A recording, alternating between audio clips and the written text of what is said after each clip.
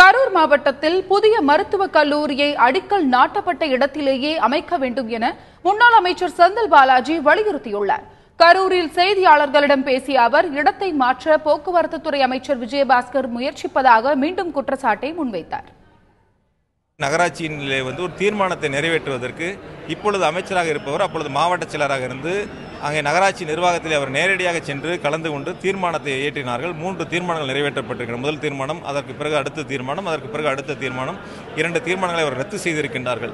எனவே அவர்கள் பல்வேறு இடங்களை தேர்வு செய்வதை அரசு அதிகாரிகள் எங்களிடத்திலே சொல்லுகின்றார்கள். இந்த இடங்களை அவர்கள் தேர்வு செய்து கொண்டிருக்கின்றார்கள். இந்த இடத்தில் வரக்கூடாது என்று அவர்கள் முனைப்பாக இருக்கிறார் என்று சொல்கின்றார்கள். ஆகையால் அம்மா அவர்கள் எந்த இடத்திலே மருத்துவக் கல்லூரி அமைய வேண்டும் என்ற அரசாணை வெளியிட்டு உத்தரவுகளை வழங்கினார்களோ அதே இடத்தில் மருத்துவக் கல்லூரி அமைய வேண்டும் என்பதுதான் எங்களுடைய கோரிக்கை, இந்த பகுதி மக்களுடைய கோரிக்கை, மாவட்ட மக்களுடைய கோரிக்கை. 25 ஏக்கர் நிலம் இந்த இடத்தில் இருக்கின்றன. அவர்கள் சொல்லுகின்ற இடத்தில் 15 ஏக்கர் நிலம் இருக்கின்றன.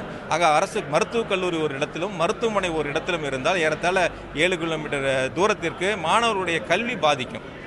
படிப்பு ஒரு பக்கமும் அவர்களுடைய பயிற்சி ஒரு பக்கமும் இருக்கின்ற பொழுது அவர்கள் எப்படி முறையாக அவருடைய கல்வியை முன்னெடுத்து செல்ல முடியும்? இதுதான் எங்களுடைய கோரிக்கை.